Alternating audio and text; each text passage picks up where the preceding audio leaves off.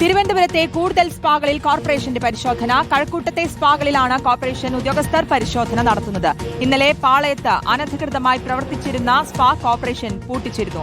MG പ്രതീഷിന്റെ വിശദാംശങ്ങൾ നൽകാൻ. MG Pratheesh, തിരുവല്ലയിലെ സ്പായിലെ പ്രശ്നങ്ങൾക്കൊക്കെ ശേഷം കഴിഞ്ഞ ദിവസം തിരുവനന്തപുരത്തുണ്ടായ പരിശോധന, ആ പരിശോധനയിൽ ഒരു സ്പാ പൂട്ടി. ഇപ്പോൾ പരിശോധന തുടരുന്നത് എവിടെയൊക്കെയാണ്?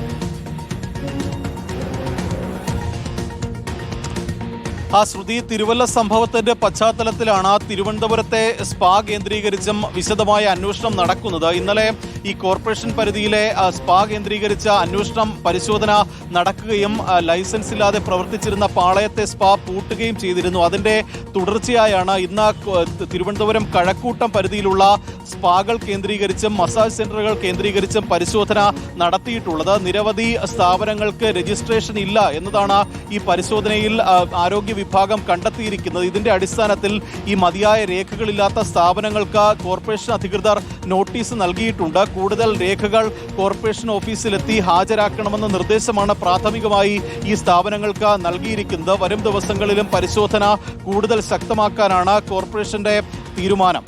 ശ്രുതി, MG പ്രതീഷാണ് വിശദാംശങ്ങൾ നൽകിയത്. ഇപ്പോഴും പരിശോധന തുടരുകയാണ് പല സ്പാകളിലും.